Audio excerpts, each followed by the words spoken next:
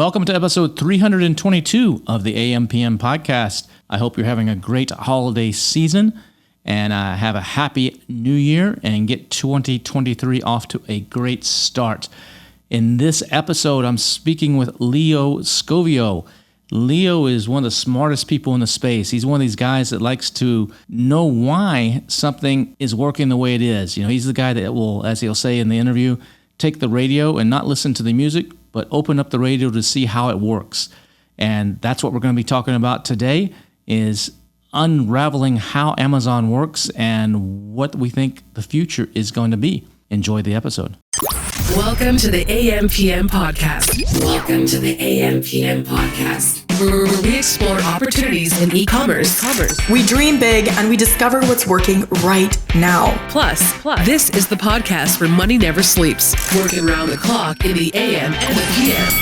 Are you ready for today's episode? I said, are you ready? Let's do this. Here's your host, Kevin King. Kevin King. Leo Sgovio, welcome to the AMPM podcast. How are you doing, man? Hey, Kevin. Good morning. I'm good. How are you? I'm alive and kicking.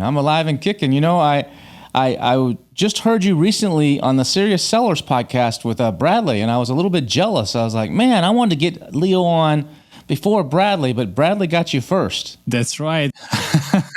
You know, I was down in my warehouse shipping calendars, because this time of year I have a calendar business, and I was what I do is when I'm down there is I listen to podcasts. So it's like mindless work, you know, putting these calendars in boxes and stuff.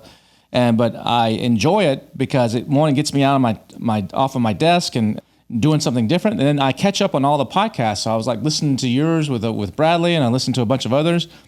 You know, my wife is always telling me, like, why don't you just hire that out? It's not the best use of your time. You know, you could get someone to do this for $15 an hour. I'm like, no, I like going down there a couple of days a week and just doing this because it's like my man cave, you know, and it just gets me away from everything.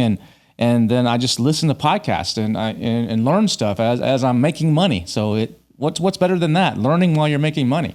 Exactly. Sometimes you can just think, you know, of what's your hourly rate, right? When you do things that you just enjoy doing. You're just going to do that because it makes you feel good, right? Exactly. Yeah, exactly. And like I said, it breaks it up. So it breaks up some of the monotony. And, you know, there's times where I'm down there like, man, I should just get someone to do this. This sucks.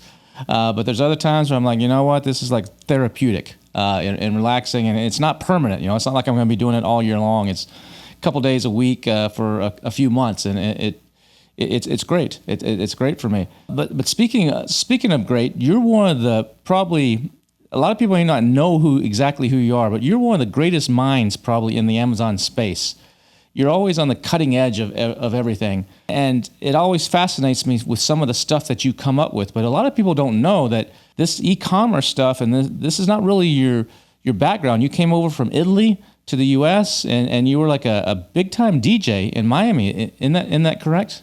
Yeah, when I actually left Italy, that was 2007. It's because a friend of mine told me that there was this cool place in the States called Miami, you know, where we could go and have some fun here. And so that's really the main reason why I left. Back in Italy, I was DJing. I was in the fashion industry. So just, you know, having a lot of fun. And, you know, Italy is the perfect place for that, right? Mm-hmm. So when we came here, I originally came to look for collaborations, like DJs from the United States to bring over to Italy. And so I ended up staying here for a while. I remember getting just a visa for 3 months, tourist visa for 3 months. Then I met a girl. I ended up staying longer. Like, obviously, I left and then got back into the States because I couldn't stay more than 90 days. But I fell in love with this place. And over time, I actually ended up in Canada instead of the States because I couldn't really stay here. But I discovered a world that was totally new to me, but it was just very fascinating, which is the digital world. And back then, at the time, it was more about search engine optimization and all of that, less e-commerce.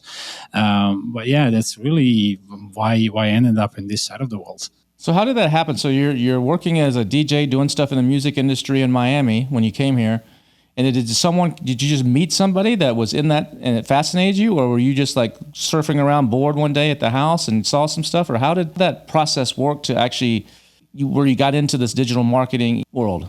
Yeah, no, it was a little bit more elaborated than that. I left one, I think it was December that year. It was during the holidays, and I went to visit some of the cousins that I had in Canada, in Toronto, and they used to own this very large travel business in Canada, similar to Expedia. And I remember visiting their office, and I saw a bunch of people behind their computers, like developers working, everyone on the call, like talking to, like, December is busy season in Canada, all these snowbirds going to the Caribbean, right? So it was like a busy office. And so at the time I went there and I'm like, what do you guys do here? And they started talking to me about selling trips online it was done through a website. And this is 2007, like early, like Google was still at its infancy. And so I went to one of them. I said, well, what's the highest paying job in this company, right? And they're like, well, search engine optimization. And so I'm like, well, that's what I want to do. I want to learn that job.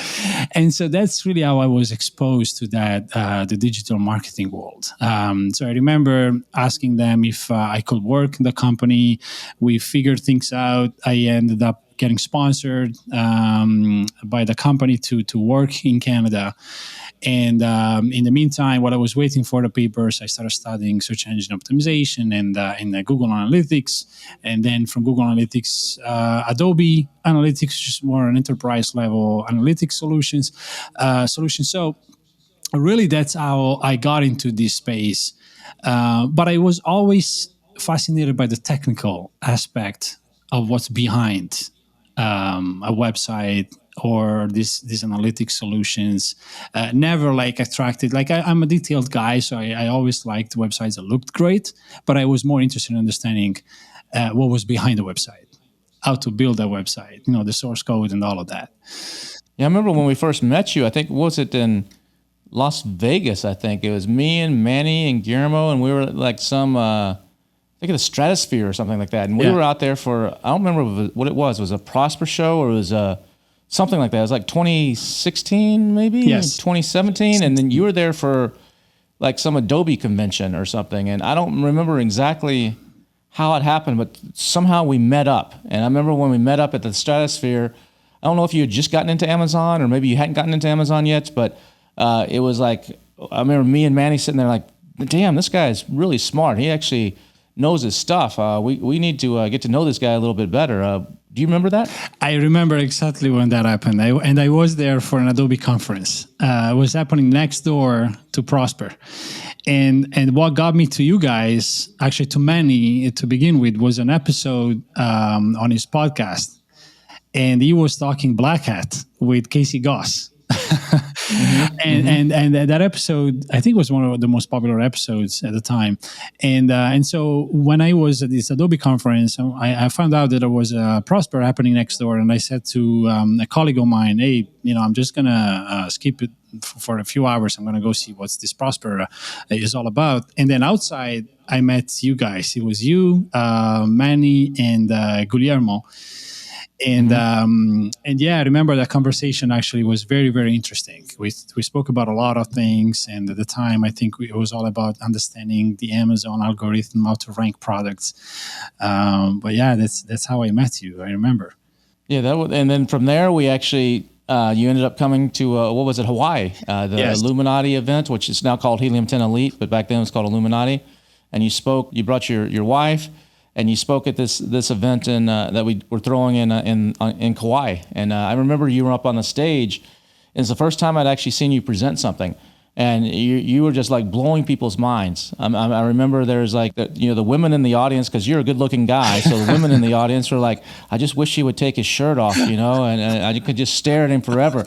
And then the other, everybody else was just like with their mouth open, because you were showing like, I think you played like an audio, like you had like recorded some conversation with some Bangladesh ranking guy that was doing like you wanted to show, it's just like you just said about taking apart the radio. You're like, how are they doing this? I got to figure this out. So you like called them under the guise that that you wanted to hire them. You didn't really want to hire them, but you want to hire them, and you like recorded this whole call where he was like talking about exactly what he could do with like wish lists and add to carts and whatever it was.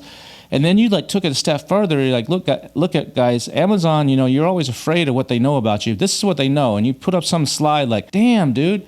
And then you're like showing some other like black hat thing. You're like, you know, don't do this, but you need to know, you know, people were doing this to my account. So you're like, I had to figure out what the heck they're doing, because how do I combat this? If I don't know what they're doing, how do I counterattack it? So you like figured out exactly what they're doing. You're like, this is how you counterattack it. It was like fascinating stuff, and you just blew people's minds. Oh my God, Kevin, you have such a good memory. I don't even remember some of these details, but I do remember that recording. And, you know, one thing about me, some people over the past few years have got to know this, or understand this. But it came across sometimes as this, you know, guy that is more into the black hat stuff, the gray hat stuff. But the truth is that I naturally, I genuinely like to understand and learn how things work, because I want to know who is it that I'm actually dealing with, competing with. This is back, you know, in my SEO days. We all know that there is black hat SEO, right? Like the link building blocks to artificially, like, you know, manipulate your rankings. In order for me to be a good business owner, a good entrepreneur, I need to understand who's on the other side of the fence. You know, if these people are playing tricks, I need to learn the tricks. Otherwise, I won't be able to succeed as much as, or go further along as they do. And that's why I repeatedly and constantly try to understand how things work. I expose people. I expose strategies, black hat strategies that other sellers are using. Because if you're a new seller and you don't know what's going on in the space, you're just wasting your money, your savings that you worked hard for. And I feel bad for these people, right? And that's why I try to open people's eyes. Now, obviously, I have fun along the way. That's really fun for me to understand that Amazon is tracking these things. I remember when I found out that Amazon tracks the sound that your machine makes. Every computer makes a different sound, and they call the audio fingerprint. So when you turn on your machine, there's a specific sound wave that your computer makes, and Amazon and other websites, they use it to track that specific machine. So if they see that you're logging in an account and the sound that machine makes is the same, and you're logging in multiple ones, well, they all link them together. Now, you can use a different IP, you can use different user agent, but if the machine that makes the sound is the same, you're screwed. And so people don't know these things, right? But for me, it's just fascinating, you know. Yeah, I remember like you're always trying to figure, like, I don't even know how you figured this out, but I remember last year we were at Howard Tai's event in Paris, and there was like a hat contest, and we were in this, and Howard divided everybody up. I don't know, there's 30 or 40 of us there. And he said, all right, everybody, it was kind of disorganized a little bit. Be like, everybody go to a room, choose a room, and just split up and share hacks and choose the best one. And so everybody's like, well, which, you know, okay, I'll go to this room, go to this room, go to this room. And you and I ended up in a room, it was like 6 or 7 people in this room. And it was like probably the best room in the place, because everybody else we're in these other rooms, and we're in this like one room, and there's like four or five of us. You know, I'm known for like the ninja hacks. You're known for some stuff. There's Matt Altman was in there. There's a couple other guys that really know some cool stuff. And we're like, we get into a room like, shoot, man, I don't know if, you know, if we were in any of the other rooms, we would have won that room with our hack. But we're in this one room with like the all-stars, and the stuff was just spewing, just the cool little tricks and cool little hacks. And I remember I thought I had a good one. I was like, I mean, I'm going to win this, whatever he was giving away, what, $5,000 or something like that, or 10 grand. I don't remember what it was. Cash, yeah.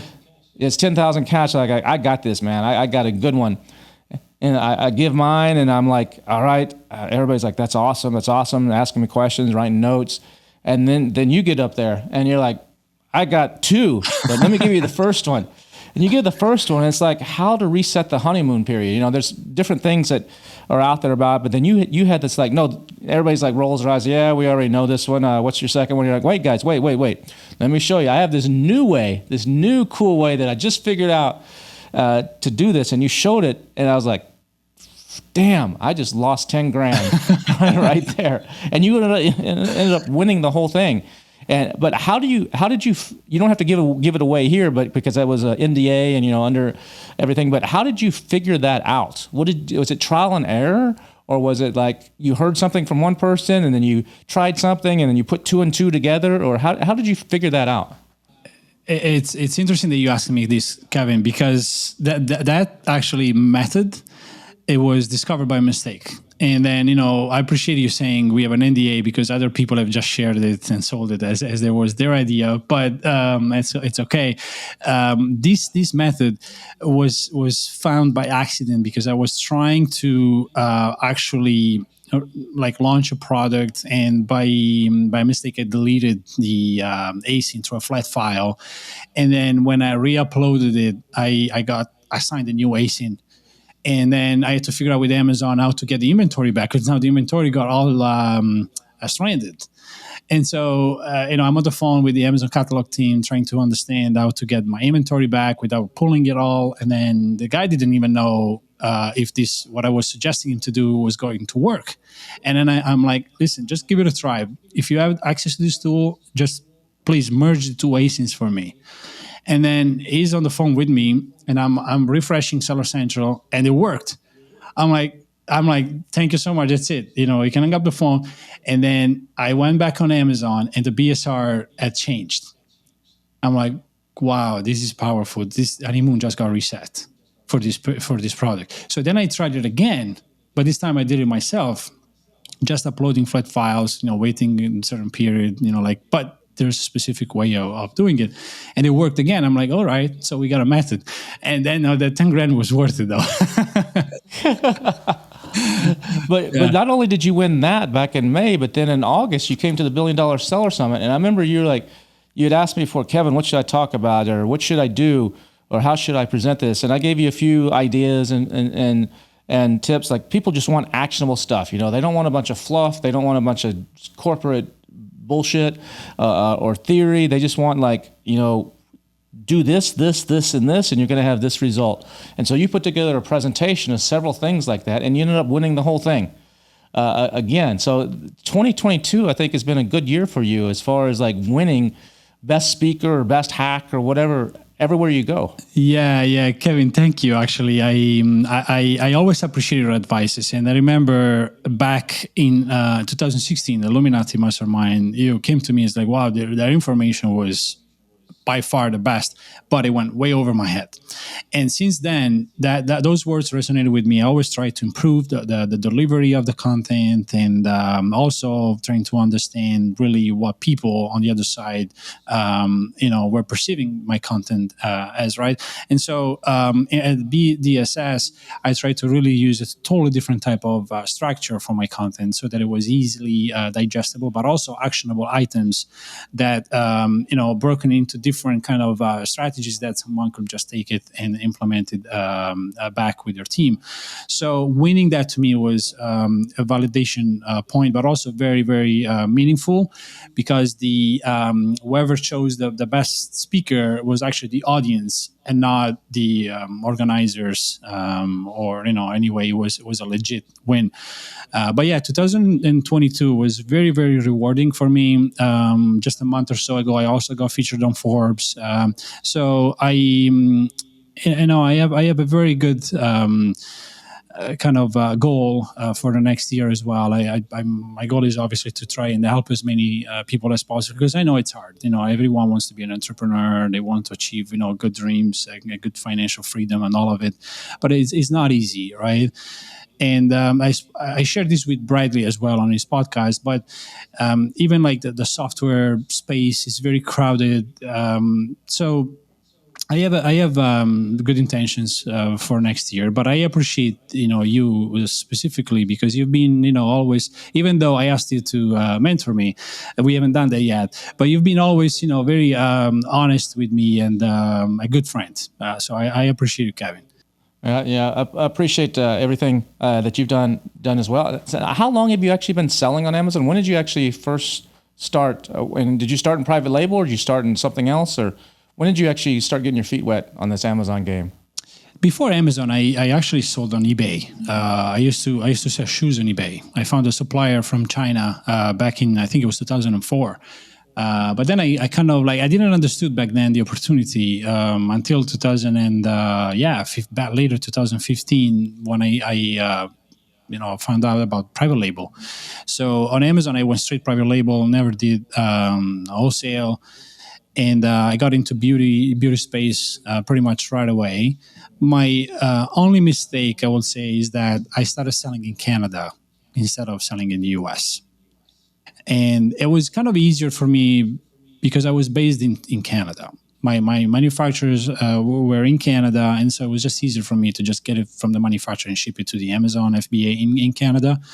But that was also not as rewarding as my friends that have been selling in the US. So that if I had to start again, obviously I would, scrap Canada. It's 1/10 of the US, maybe smaller, and just do US for sure. But private label, I think for me has been always the best kind of way to go and build my own brand instead of promoting other people's products. When did you actually enter the US market? So you started selling in Canada, but how long did it take you before you actually enter the US market with your products and actually started making that the primary focus? 2 years later, that's when I entered into US. So like 2017 or so? 2017, yeah. Mid 2017, that's when I entered the US. And right away, I saw a huge difference between operationally how the business was running, but also the numbers were completely different. What took me a month to reach a number in Canada and US, I was doing it in a day. And so at the time I understood that. And the problem is that it required the same amount of effort and time. And, I was just working, 12, 15 hours a day. And so it was a no-brainer for me that the US was definitely the place to sell via Amazon.com. Now, right around that same time, too, and I'm guessing this probably goes back to you like to understand how things work, is not only were you selling in Canada and the US, your beauty products and your other stuff, but then you're like, I need to know more. And so you actually worked for Viral Launch for a little while. Like, didn't you took a job with Casey over at Viral Launch? And for those of you that are listening that like, what's Viral Launch? I never heard of Viral Launch. At one point, it was Viral Launch, Jungle Scout, and Helium 10. Those were the three big, they were all competing, trying to become the dominant player in the space. Now it's Helium 10. Helium 10 is by far the biggest. And the other two are still there, but Viral Launch basically, for all general purposes, is dead now. Yeah. But you took a role there as like a technology advisor or something like that. Was that just to kind of like get in the inside of the radio again kind of thing? Or what was that about?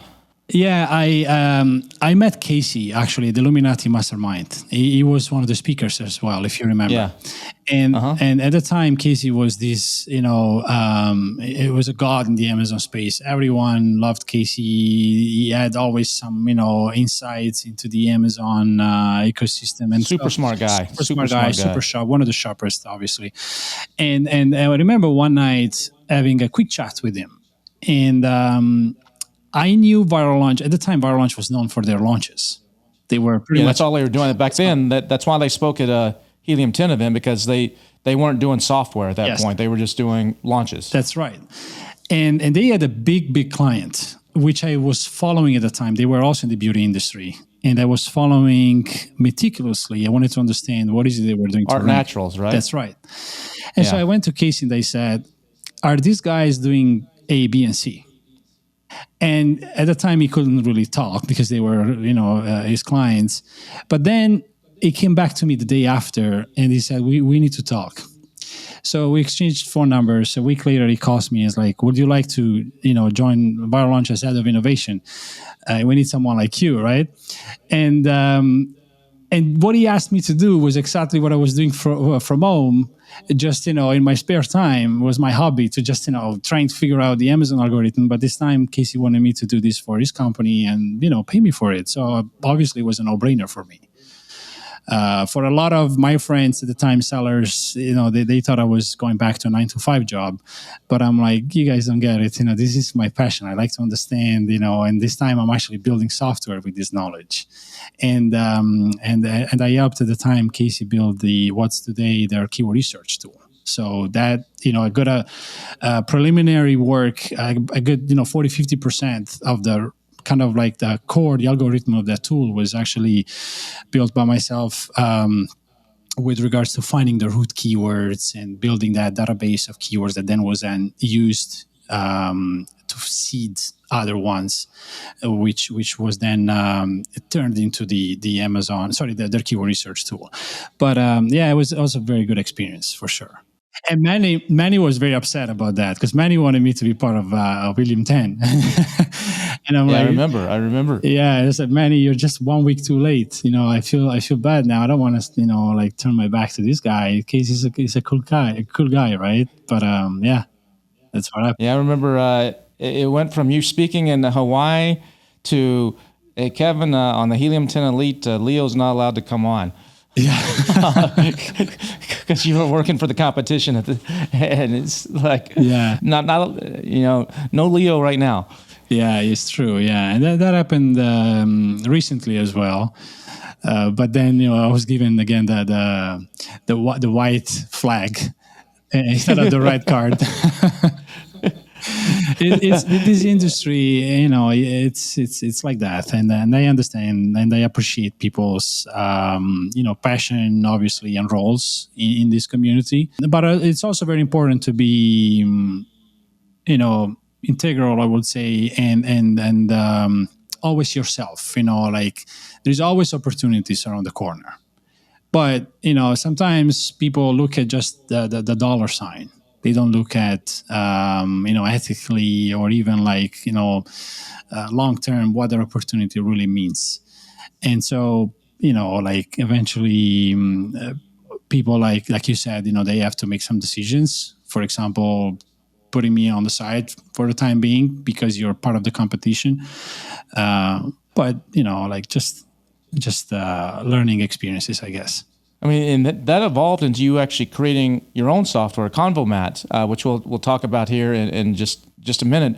But before we get to that, what do you? I mean, you know a lot of different people in the software space. You work for Viral Launch. You know the guys at Helium 10 really well. You know the people at some of the others out there. Where do you think this is going? There's so much software out there now. There's a lot of sellers that started selling and maybe selling didn't work out for them, or they figured, hey, this just takes too much money for inventory and it's a constant struggle. Let me just go sell digital air and create a software tool that solves a problem, whether it's inventory or PPC or influencers or whatever. And now, when you and I first started back in 2015, there's like 5 different softwares maybe, and now there's probably 1,000 or if not more. That are out there, and most of them, probably have 30, 50, 100 members. A lot of them are small, some of them are successful. But where do you think that's going? Do you think there's going to be a consolidation there? Do you think there's going to be a lot more of that? Or what do you think is going to happen with all these little tools? Or do you think there's room for all these little niche tools for sellers? Kevin, my opinion on this is very, very straightforward. I don't think there is going to be a consolidation, simply because each one of these tools are built using different technologies. There are so many different programming languages out there. Only maintaining one tool is very, very difficult and complex in the back end. And now aggregating and consolidating multiple ones becomes a real struggle, especially when you're looking to automate things and make things easier for the seller. Today, we're very used to getting a response, whether it's a purchase online or a software, but we want an immediate response, right, from any kind of tool or interaction that we have on a daily basis in our lives. And that is now possible through technology, of course, but not when technology becomes unnecessarily complex. And that's why I don't believe in necessarily aggregation from that perspective, unless, that is done in a methodical and very, strategic way. like what Adobe, for example, did by integrating Photoshop with Illustrator and with all of that, required a team of hundreds of engineers, and also it took years. Like Adobe's been around for several years, right? This space right now, it's crowded, but not to the level of or to the size of Adobe. Yes, it's very, very large space, the Amazon ecosystem. But like I said, to Bradley once, it ultimately comes down to the seller.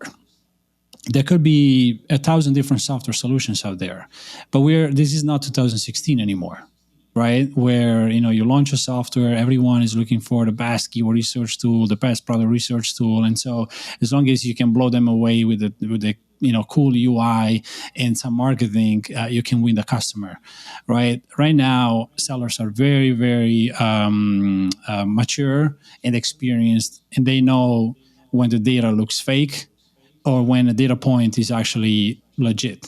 And that's why we see some software companies right now getting a lot of traction, because it makes sense, like the story behind it and the data, like everything is making sense. And so the sellers actually believe, and then they validate that belief through real data.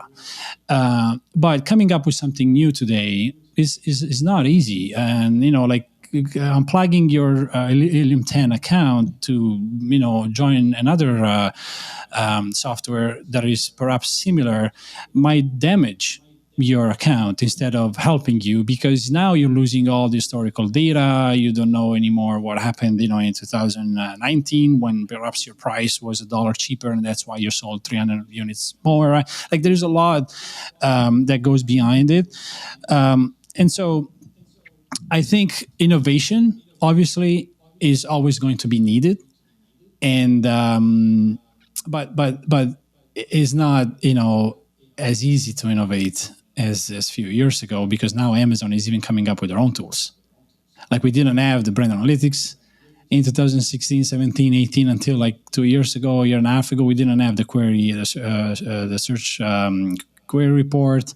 Yeah, we used to. If you want that information, you'd have to have a connection over in, usually in China, and actually pay to get these. Remember, they're like, was that 2018? That was the hot. I think it was 2018. Maybe it was 2017, 2018, somewhere around there. There was a hot thing about everybody was paying big money to get all these PPC reports and like back-end keywords and stuff out of these leaks that were mostly coming out of China and India at the time. Do you remember all that? And now Amazon's just like giving that stuff to us on a platter. Yeah, and that's why I think Amazon, it's kind of like, I'm seeing again, just Google, it's a deja vu almost for me. If you've been in the Google space long enough, you're just seeing now Amazon coming up with similar tools and similar data. And so that's why I think that the space now is becoming a lot more mature. And that's why, even though there are 1,000 different software companies, some people become loyal to the people behind the software. Like some people work with me because they like Leo. Is my software better than another one? Maybe in some parts, yes, and some not. But eventually, people get, they trust into the person behind the software company. And that's what makes the software, like Manny was very successful. I think also for his charismatic, personality, right, in the space. And even now when he launched the NFT project, just people throw money at him because, they trust him. He did very good in the industry, left a good footprint, but it's hard to replicate that success over and over, right? In the industry in general. I'm not talking about many in particular right now. But speaking of replicating success, you basically just launched. I think you just told me you launched a new product like 2 months ago, and you've already got this product up over $100,000 in sales, and you're using not necessarily the traditional methods. You can't do the search, find, buys anymore. Some of the ManyChat stuff. People are still doing some of this, and it still exists, but it's not the big fad and the big craze like it was. So you got to get more innovative now, and you got to use, some of it is innovation, some of it is just tried and true marketing techniques. Instead of trying to game the system. But you just took a product. You just launched a new product from 0 to 100K in about 2 months, and real sales, not like promotional sales or whatever. How did you do that? And I think you developed some sort of tool to actually. Can you talk about that a little bit? Yeah. This is actually my new product. We launched it, I think, at the beginning of September, and it was a totally new niche for me. So I didn't really have a lot of experience, but I truly believed in this niche, and so. At the beginning, I spoke about this at the BDSS in Austin about the review strategy with Vine. So we obviously prepared the listing to be successful, but the strategy for the launch was totally different than the traditional search, find, and buy. We wanted to actually invest a lot more into long-term branding and specifically collaborations with influencers. So we planned this launch very strategically around certain key dates. For example, the early Prime that happened in October. And so we scheduled some collaborations with creators on TikTok just before that. And I remember we were doing an average of 25 units a day. And then when the influencer posted on TikTok, we went up to 120, and then we kept going up to 150. And then Prime Day kicked in. We did 200 at a point where we just went out of stock. And since then, we haven't been able to ship a good chunk of inventory on a boat. We just kept DHL, like every week, because we're selling so many units that the boat will take too long, and we don't want to miss out on. This Q4 rush, right? And so we're just shipping every week a couple of thousand units, but that's costing us a fortune in shipment. But yeah, so what we did, we tried to schedule every week a collaboration with influencers, and that was also done in a strategic way based on their audience instead of just going after the numbers. What do you mean by that? The average seller goes after the keyword search volume. They go after the number of followers, right? They just focus on the eye level metric. What I went after was the actual persona that resonated with our brand. And by persona, I mean the audience of these specific influencers. So we took a lot of time to research these people and see what kind of content they posted over the past 30 days, what type of reactions they were getting from the audience. And then eventually we partnered up with a few of them, which got a really huge, good response from their audience. And in fact, what I believe, I don't know exactly, and that's why we built Convomat Connect. I don't know exactly if the video went viral or somebody else posted it, because we since then, the sales never went down. And so I believe that what happened was we drove external traffic, which is something that Amazon is in love with. From TikTok. Right? I was also doing some Google ads at the time, Google campaigns. And then, early Prime kicked in for a couple of days. So the sales kept going up. And I think at some point Amazon was promoting our product via email, because we kept getting a bunch of sales after Prime. Now, no influencer campaigns, no Prime, just a bunch of sales. And so I think they were just promoting these products. I remember Casey Goss used to call this the marketing machine, I think, or something like that, when you basically now get featured into the Amazon own marketing, like newsletters, and they feature you in some of their advertising material. So that's, I think, what happened. But we constantly now do influencer marketing. The difference is that with the new software that I built, now we have insights, so we have full visibility over what's happening. So you can track and conversions and everything. You can track everything, right? So we also have an integration with the attribution. We see even if people have added to cart or page views, but we also see if that influencer video got featured or got shared on TikTok, on Instagram or YouTube or somewhere else. And we also now getting traffic from another channel. So this way we can then pinpoint and perhaps go back to the influencer and say, hey, next time you post, forget about TikTok, just go on YouTube, because that's where we get most of the sales from. So that's really what's making now like this being more of a game changer for us, like the analytics and insights behind this type of strategies. So basically, you just to summarize for this new product, you came out, you first put it up on Amazon, and you went and got a bunch of Vine reviews just to get those initial reviews, and then once you got a bunch of Vine reviews that came back good, then you started this influencer campaign on TikTok and a few ads on Google. Yes. Did you run some PPC on Amazon as well? No PPC at all. No PPC, no search, find, buy, no sending an email from your house list or something. No, none of that. None of that. We really didn't have a chance to do it, Kevin, because we ran out of stock, and we ordered, I think, the beginning 3,000 units. Then we placed another order of 5, and then another 10. So we just didn't have time. I couldn't do PPC because I didn't have enough stock. Yesterday, I had a call with a guy from Israel, and his strategy is just PPC. And I said, guys, I love what you do, but mine is completely the opposite. I don't do PPC at all. So I appreciate people that know how to launch products with PPC. But in this case, it was just, branding, advertising through TikTok, actually not advertising, collaborations with the creators on TikTok. Mm-hmm. So how much are you having to pay these creators? Like when you collaborate with them, you give them a commission or an affiliate commission, or you pay them a flat fee up front, or a combination? So with some of them, we couldn't do the affiliate. Now we can, because with Convomat Connect, we can actually track that. And so we are now proposing them an affiliate commission on top of their collaboration fee.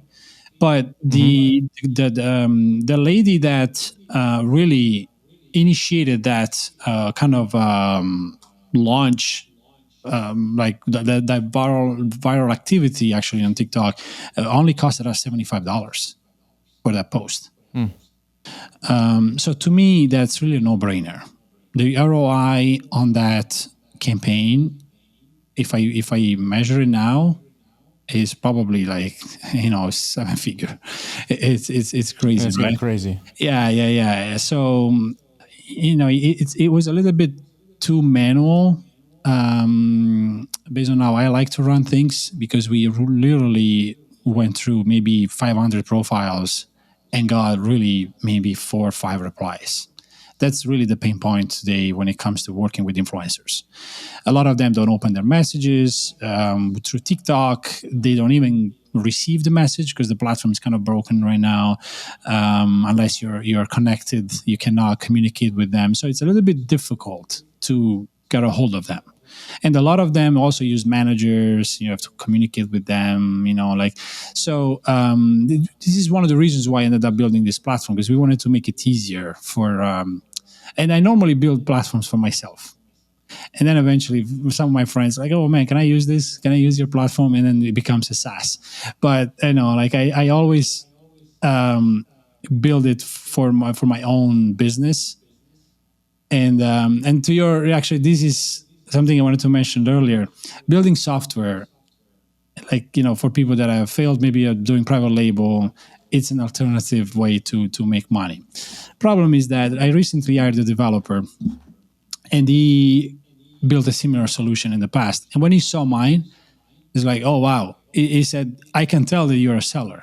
Like the way you build this thing is exactly like, the UI and the UX is exactly for an Amazon seller. So I worked on a similar project before, and it does the same thing at the end of the day, but yours is way easier to use.